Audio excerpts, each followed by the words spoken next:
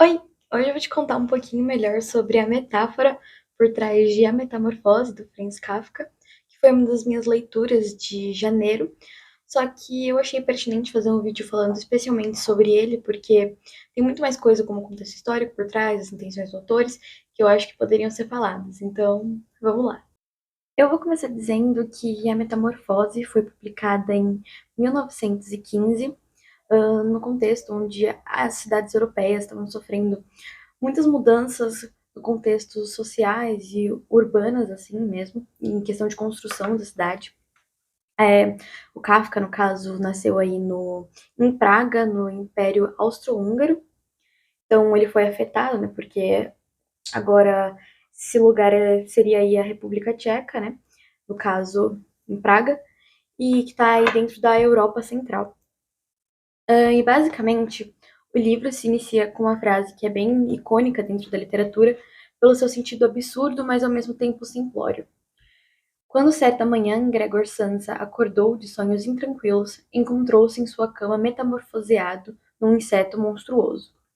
Então, para quem abre o livro e lê isso de primeira, fica assim, né, meio o que tá acontecendo? Porque caiu de paraquedas ali dentro daquele tema, dentro daquela fala. E por ser algo absurdo, como assim alguém se metamorfoseando, alguém se transformou em algo monstruoso? O que seria essa forma? Qual seria a sua aparência? Isso é fantástico? Isso é real? Isso é possível? Isso não é? No caso, em quando foi lançado, esse tipo de escrita foi influenciada pelo início do existencialismo, dessa corrente filosófica, que citava essa coisa mesmo do absurdo, do pensativo, que é exatamente o que está dentro desse livro. Acontecimentos absurdos que são colocados como coisas do dia a dia, além de criticar inúmeros outros acontecimentos. Porque acontece assim, eu vou contar um pouco aqui do contexto da história de forma linear. Tem essa primeira frase, onde ele diz que o Gregor, o protagonista, se metamorfoseou aí num bicho estranho. E o que acontece? Ele, basicamente, era quem sustentava a família com o trabalho dele.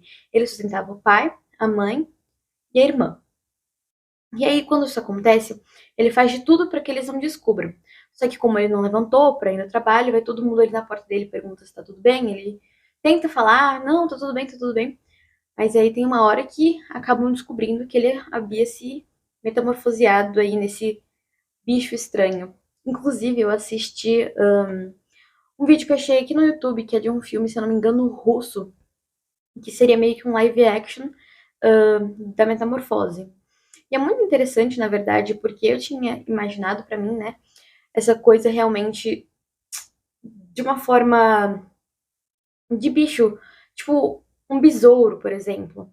E aí, nesse live action, na verdade, é interpretado por um ator humano, e aí ele imita as formas de um besouro, de um monstro. E é muito interessante, na verdade, ver como o ator consegue transparecer essa coisa do absurdo e ao mesmo tempo manter aquilo que foi dito aqui no livro do Kafka, essa coisa do transcender a realidade, mas ao mesmo tempo trazer para o real, que foi mantido no live action. E voltando para a história novamente, eles descobrem e aí o Gregor acaba se tornando um peso para a família, porque ele perde a função social dele dentro da família.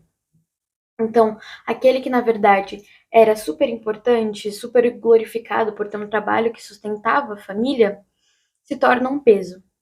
E aí tem um cara que é do trabalho, basicamente, do Gregor, que vai lá bater na porta, ver por que ele não tinha ido para o trabalho, por que ele estava atrasado, por que ele tinha perdido o trem.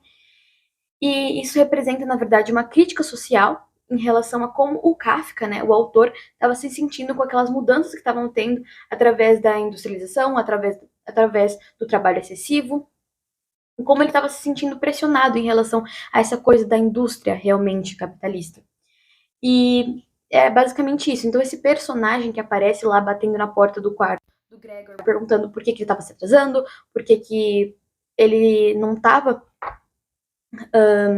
indo pro trem, que ele tinha que chegar pro trabalho. Na verdade, nisso, quando isso acontece, que o cara vai lá bater na porta do Gregor, ele nem sequer tinha realmente faltado ainda, ele tava simplesmente atrasado pro primeiro trem.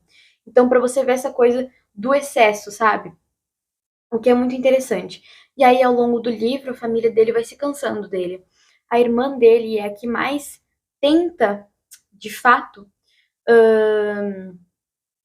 ainda se conciliar com ele, se comunicar, levar comida, ver o que ele gosta de comer, o que ele não gosta mais de comer naquele corpo estranho, porque ele perde parte do paladar dele. O que realmente tenta mostrar que ele não seria mais ele dentro daquela função social dele, porque ele muda por inteiro, sabe?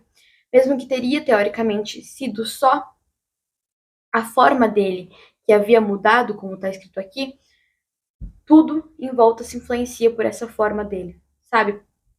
Eu espero que tenha dado para entender o que eu tô querendo dizer em relação a isso, que ele perde a função social dele e que a família dele cansa dele por causa disso, porque ao invés de lucrar com a família e conseguir trabalhar naquela sustentação, ele começa a ser um peso que simplesmente come, bebe, mas não ajuda. Na verdade, o que é mais interessante aí é o final, porque ele sintetiza tudo que havia sido construído dentro do livro, porque após toda essa trajetória do Gregor, desde que ele se transforma nesse inseto, nesse bicho estranho, não se existe outro final para ele. O próprio leitor não consegue imaginar outro final otimista para ele, a não ser a morte. É o único final existente. Não existe redenção, não existe perdão, não existe um final feliz ao personagem kafkiano. É isso. E basicamente o que acontece é que, na verdade, por conta dos problemas financeiros, a família decidiu alugar um dos quartos para uns inquilinos. E um dia o Gregor sai do quarto e acaba assustando os inquilinos. E aí a família dele o culpa, obviamente.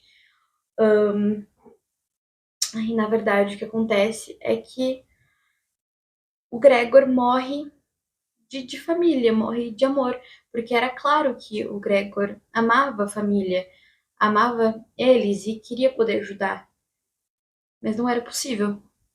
Então, quando isso acontece, que ele acaba assustando os inquilinos, estraga o negócio da família, segundo eles próprios ali, que culpam o Gregor, ele morre de amor, morre de família. E a família não sente, de certa forma, um remorso, não. É isso, eles estão melhor sem o Gregor. Então, essa é uma mensagem bem triste, na verdade, pro final, mas que não haveria outro jeito realmente de terminar. Porque a partir do momento que ele parou de exercer aquela função social na família, ele parou de exercer qualquer função para eles. E isso também se relaciona muito com Sócrates, o que Sócrates dizia em relação ao belo. Porque o Sócrates não só relacionava o belo com aquilo que estava sendo visto ou ouvido, mas para aquilo que era útil para nós. Por exemplo, nem sempre a melhor vassoura é aquela que é mais bonita, mas sim aquela que é mais útil para você. Logo, a melhor vassoura vai se tornar a que é mais útil e logo a mais bonita, mesmo que a outra seja mais agradável de aparência, entende? Então, no momento em que o Gregor deixou de ser útil, ele deixou de ser belo para a família dele. Então, é basicamente essa a crítica social por trás. Acredito que tenha sido mais esses os detalhes que importam dentro da história, e a forma na qual a crítica funciona por trás e o contexto social, o que isso influenciou. Eu espero que tenha ficado bem claro. E é isso, qualquer dúvida você pode deixar nos comentários que eu vou responder.